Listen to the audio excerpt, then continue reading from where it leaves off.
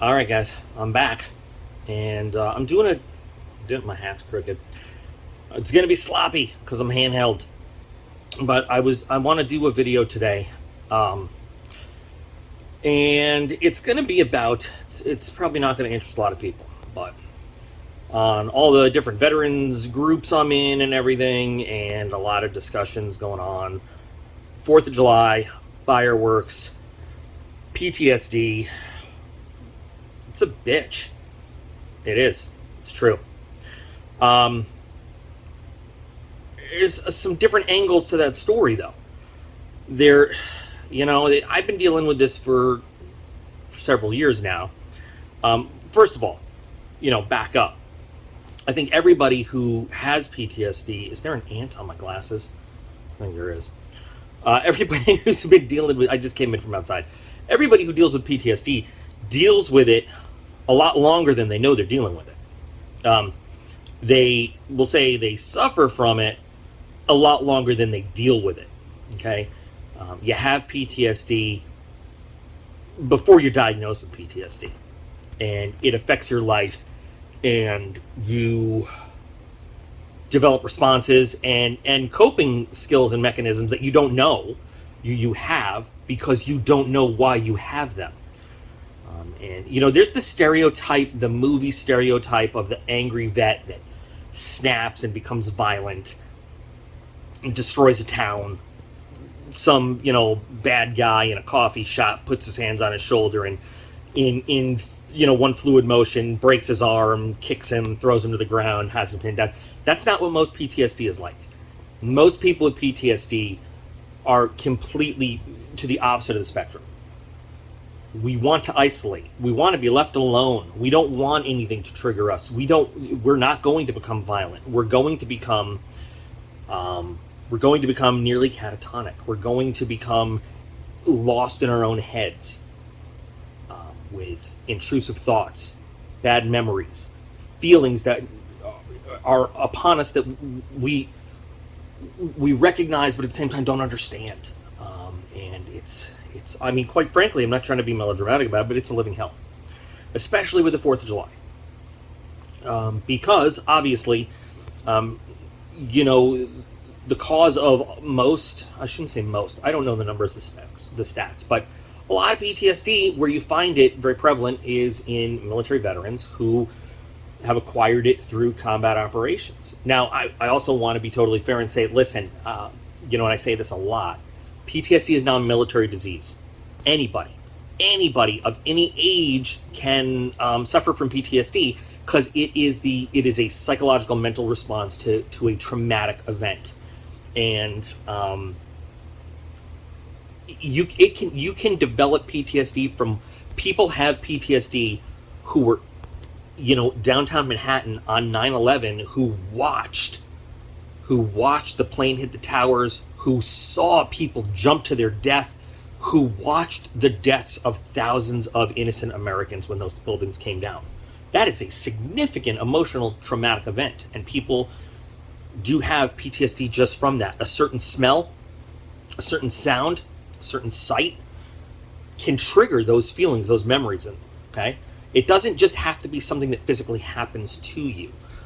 We see PTSD occurring a lot in physical assault survivors, sexual assault survivors, people that have been through violent events like major car accidents, plane crashes,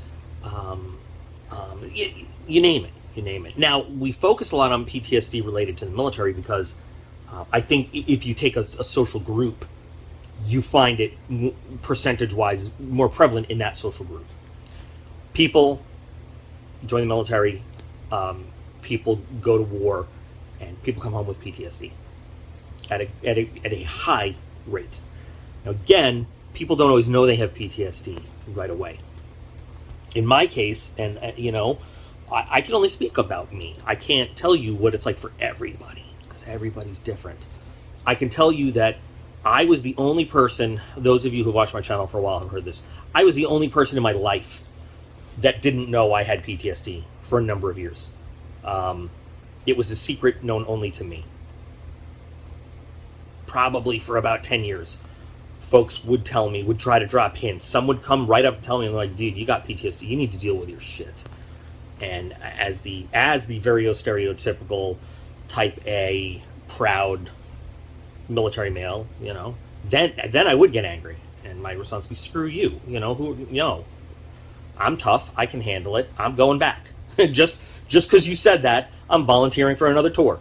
And it's not a sign, it is absolutely not a sign of weakness to have to deal with any mental health issue at all. It's actually the sign of weakness to not get the resources you need and not get. But anyway, that's besides the point.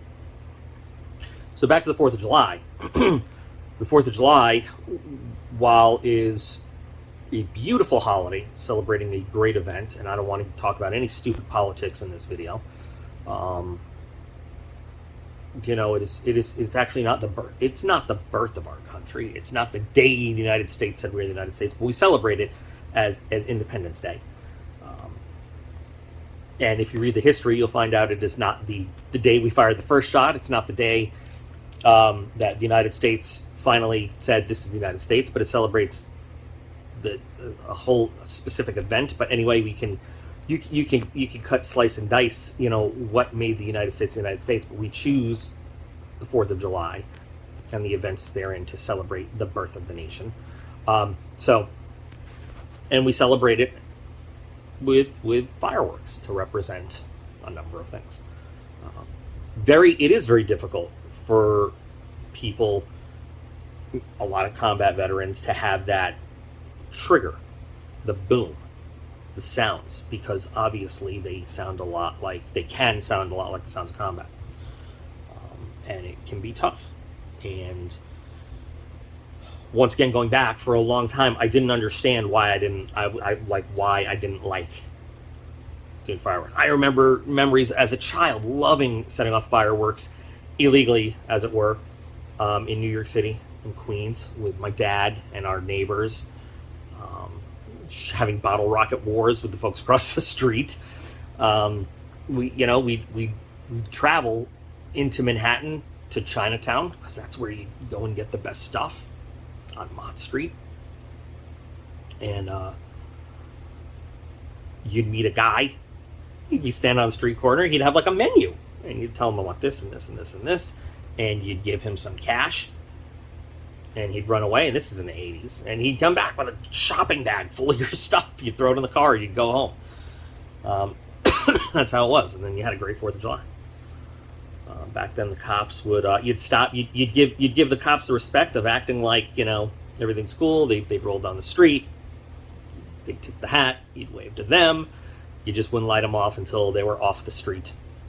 And they didn't hassle you. You didn't hassle them. And as long as they didn't see you lighting it off, nobody got in trouble. It was great. Flash forward to several years ago. A few years ago, I'm like, damn, why do I hate this night? Why can't I sleep? Why do I just want to have a drink and go sit in a corner? Like, why am I getting more and more edgy as this night goes on? And I hate loud noises. I hate loud, sudden noises. And here's the funny thing too. So I don't fully enjoy it. I really can't get into it like other people do. But if I go to a fireworks show and I can associate in my head, I'm about to see a firework go off. I can physically see. I can see the bright, shiny thing, okay? And I'm waiting. I'm going to hear a boom now. I still don't like it. It still stirs something in me, but I can process it and I can associate it. It's not as bad.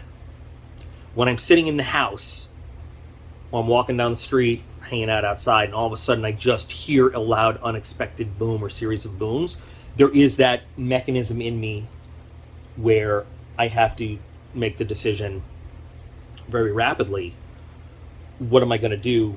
Because my instinct is to drop on the ground, and I run through all the possibilities. It's like, in Iraq there was a process.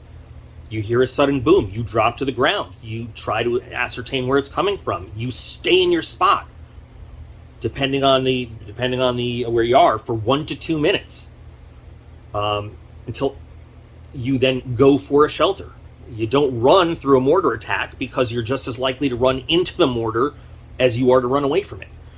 If you're responding to direct fire, there, and you learn the different sounds. There's different, again, you drop. If it's direct fire, you look for cover. And there are times where I have reached for a phantom weapon that I'm not holding. There was a time where my son Aiden was very little. We were in our backyard in Florida, and something went off, and I grabbed him. We had a little playground in the backyard, little play set. I grabbed him. We dropped, and I rolled him under the thing and covered him with my body.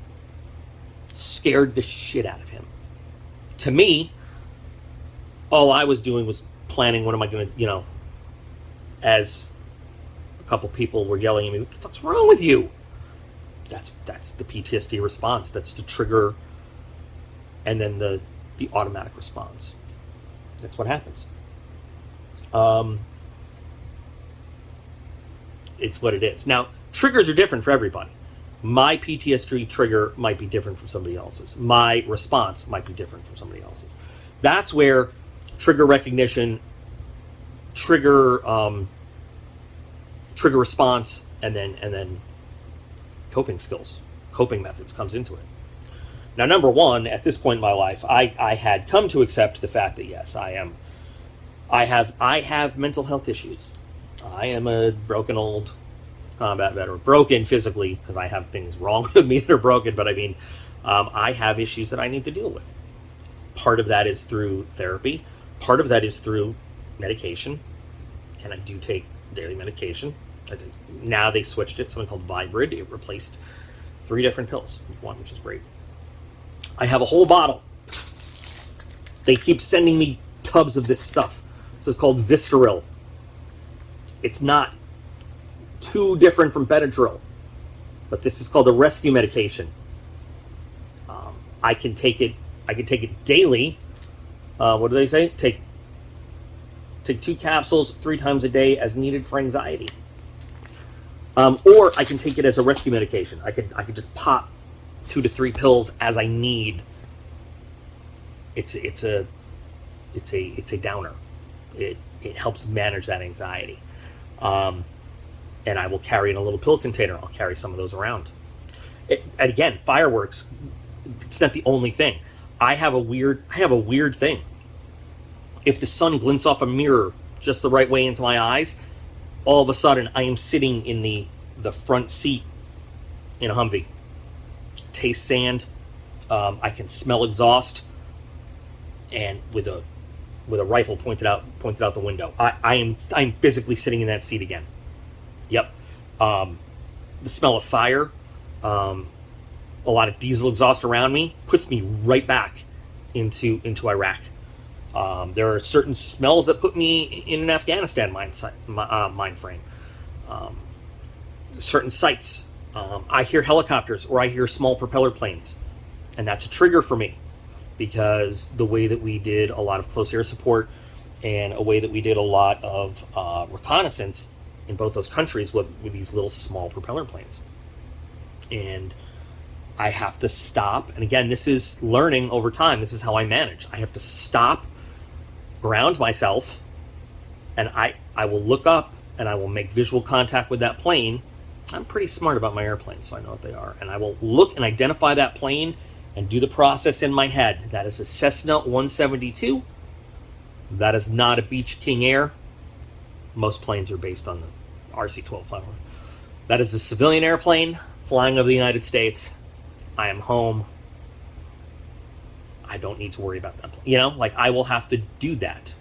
There are cases where it is a Beech 350, and then I have to say, I see no antennas on that plane. I see no optics on that plane. That plane is flying in a straight line. It is not certain, but I have to do these exercises. God forbid I hear a high-performance jet aircraft. I want to talk about that. But you have to learn these skills. Everybody has to learn these skills for themselves.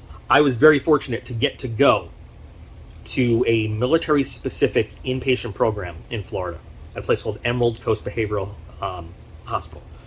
They had an admission process for military people from all the branches from all over the country. And it was specifically for PTSD. This is before I got out, obviously. It's a regimented program. They have you in little elements. The higher rank you are, and there was a full bird colonel in that program, all the way down to E3s, 4s. There might have been an E2. I don't know if that's low down on the totem pole.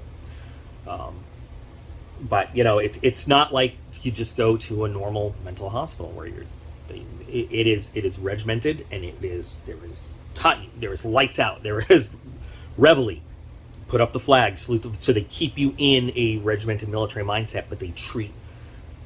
You have individual therapy, group therapy. Group therapy was one of the best things I've ever been through, because group therapy teaches you are not alone, and that's one of the big things that a lot of people have to wrap their heads around, is that you are not alone. Your process is your process, but you're not alone. And even people today, civilians, whoever, seeking out I don't want to use the word camaraderie, but I can't think about it. Think of anything else, but seeking out companionship to deal with and know you are not alone, and there are other people that will understand what you're going through, can be a lifesaver. And when we talk about unfortunately suicides related to mental health problems, we usually find that they are people that do not have a support system. And it's life or death. Literally, it's life or death. It means the world. I have another great pill, which is really weird. These things they're called mini press. They're a blood pressure pill.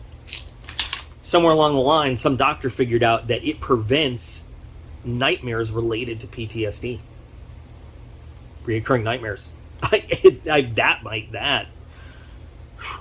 It's amazing how in just a couple days of being on that, I stopped having these reoccurring nightmares of events that have happened overseas.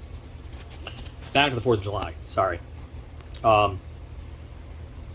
There is so number one, it is every individual's responsibility to be aware of their triggers, to know how to respond to their triggers, and then to know coping mechanisms, coping skills, and enact them. Mental health is a personal responsibility. And I say this after suffering from this for well over 10 years. I get really upset, honestly, when I see one of those signs, veteran lives here, please don't do fireworks or whatever. Because it is not on the neighborhood to control your triggers. In fact, we as veterans fought to make sure that everybody had the freedom to celebrate this holiday. That would be like saying, I'm lactose intolerant, please don't bring milk into my neighborhood. Maybe that's not the exact same thing, but it's like, it's like there are freedoms in this country that we signed the contract to defend. And then asking everyone else to adjust to you, I find that improper. I do. And I've gotten myself into arguments over this, where people are like, well, why can't they just be considerate?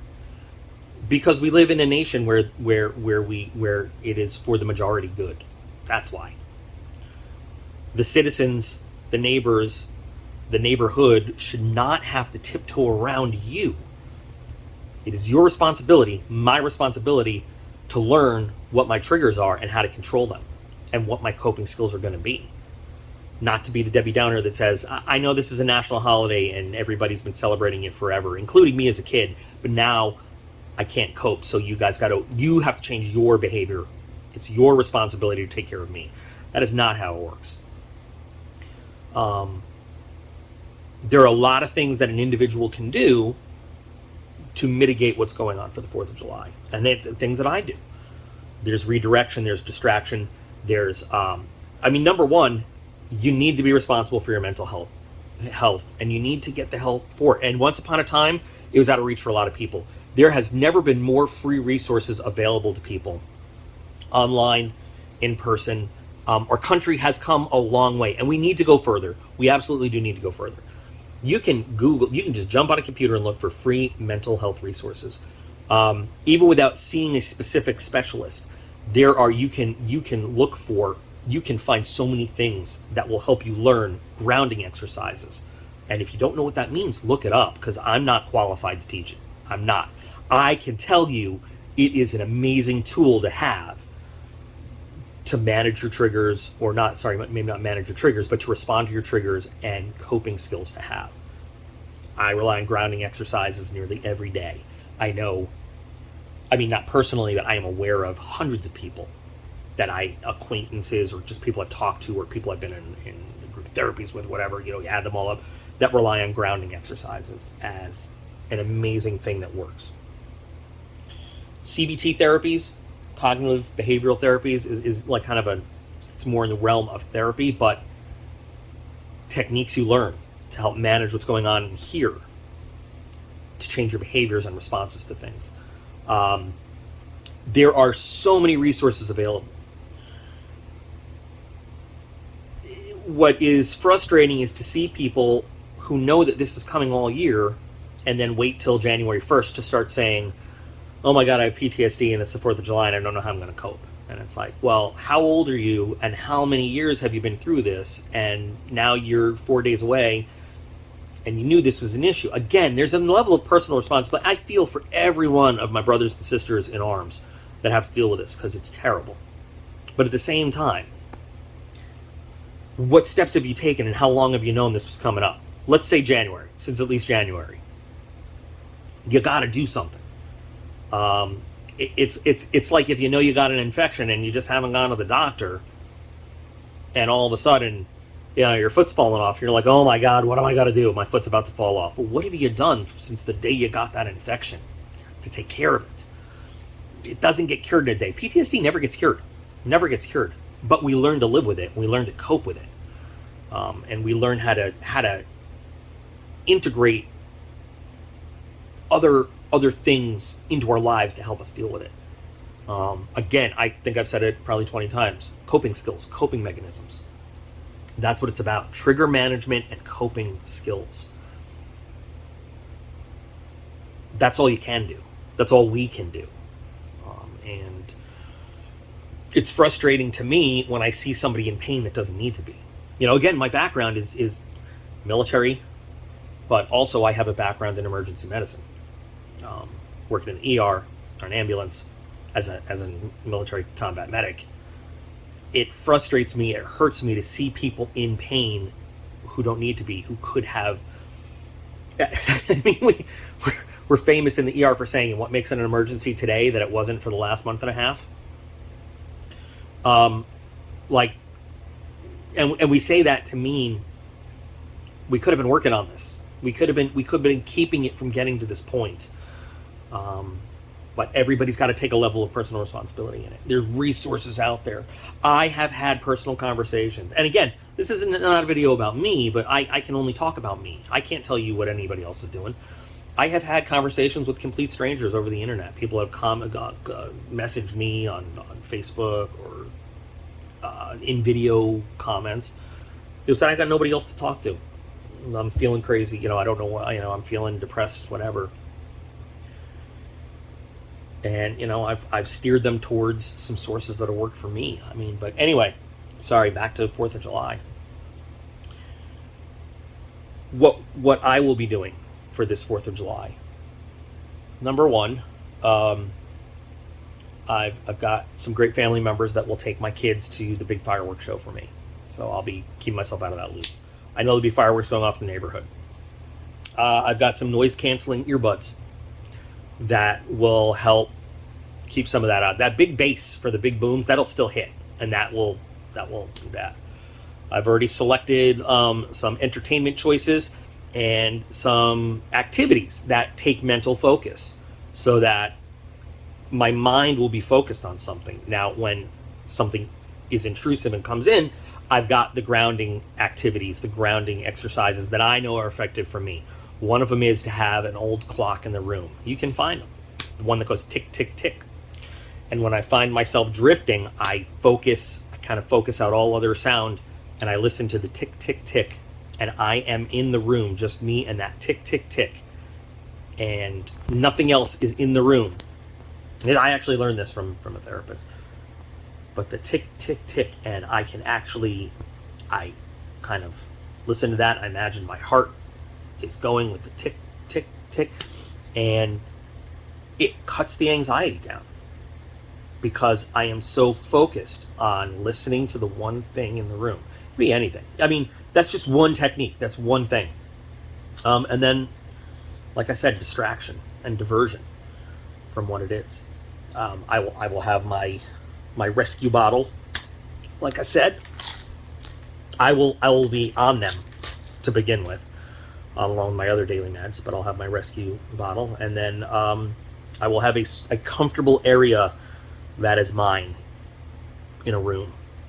I'll have it set up with some snacks, a couple drinks, not alcohol. Alcohol is never the way to go. Alcohol will never help you. It will never make it better. And literally comfort, blanket, some pillows, and hopefully my cat will come see me, but he doesn't like fireworks anymore.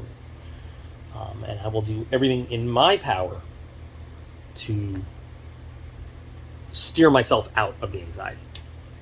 If it doesn't work, I have the phone numbers of some people I trust that I can call and talk to. And I have a battle plan. I have a mission plan, just like I would if I was still going out into the field somewhere.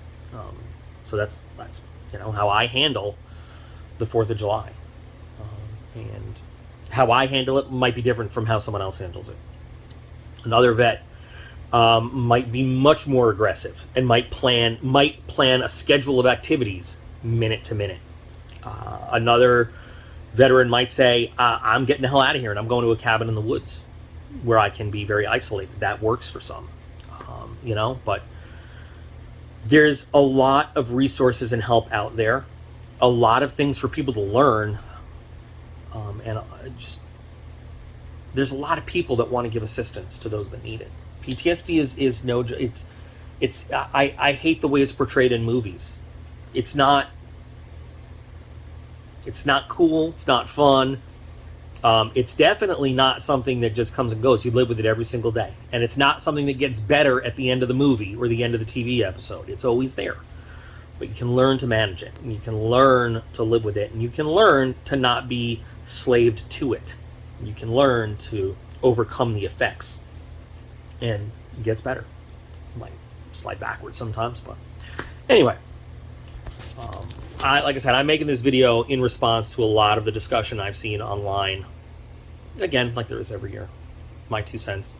Maybe some people will listen to it. Maybe they won't. I don't know.